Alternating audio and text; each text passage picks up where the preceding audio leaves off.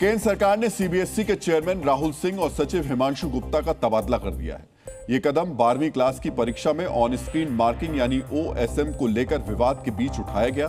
सरकार ने ओएसएम प्रक्रिया की जांच के लिए एक कमेटी का गठन भी किया है। उधर सीबीएसई की री इवैल्यूएशन पोर्टल पर आज साइबर अटैक की कोशिश की गई। 2 मिनट के भीतर पोर्टल पर 15 लाख हिट्स किए गए, जबकि 1 लाख से ज्यादा बार फाइल तक बिना अनुमति के पहुंचने की कोशिश की गई। हालांकि इसके बावजूद पोर्टल काम करता रहा और दोपहर 3 बजे तक 16,000 से ज्यादा छात्रों ने आवेदन किया। कोलकाता में जनसंघ के संस्थापक डॉक्टर श्यामा प्रसाद मुखर्जी की सबसे ऊंची मूर्ति लगेगी। राज्य सरकार 125 फीट ऊंची मूर्ति का निर्माण कराएगी। इसका भूमि पूजन 6 जुलाई को किया जाएगा। इस कार्यक्रम में प्रधानमंत्री नरेंद्र मोदी या गृह मंत्री अमित शाह शामिल हो सकते हैं। इसके अलावा बीजेपी 20 जून को बंगाल स्थापना दिवस मनाएगी। इस कार्यक्रम में प्रधानमंत्री भी शामिल होंगे। 20 जून 1947 को श्यामा प्रसाद मुखर्जी ने बंगाल की स्थापना का प्रस्ताव रखा था। पश्चिम बंगाल के स्कूलों और मदरसों में वंदे मातरम के गायन को अनिवार्य करने पर AIMPLB यानी all India Muslim personal law board ने चिंता जताई है।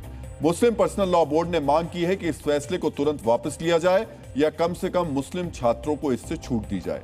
बोर्ड ने कहा यह फैसला धार्मिक मान्यताओं के विपरीत होने के साथ साथ नागरिकों के मौलिक अधिकारों का भी उल्लंघन है।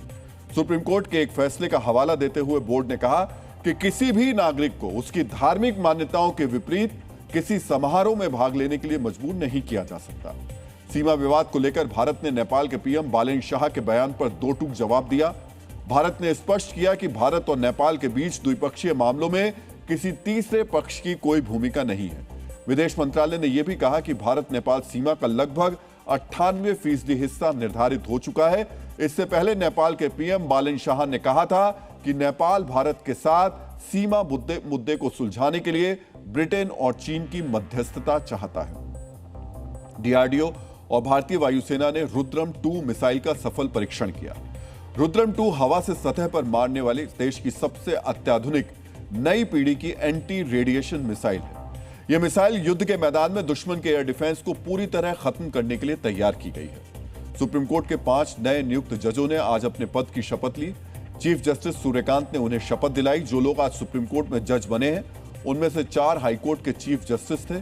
इसके अलावा वरिष्ठ वकील वी मोहना को भी सुप्रीम कोर्ट में जज बनाया गया है। इसके साथ सुप्रीम कोर्ट में जजों की संख्या बढ़कर 37 हो गई है।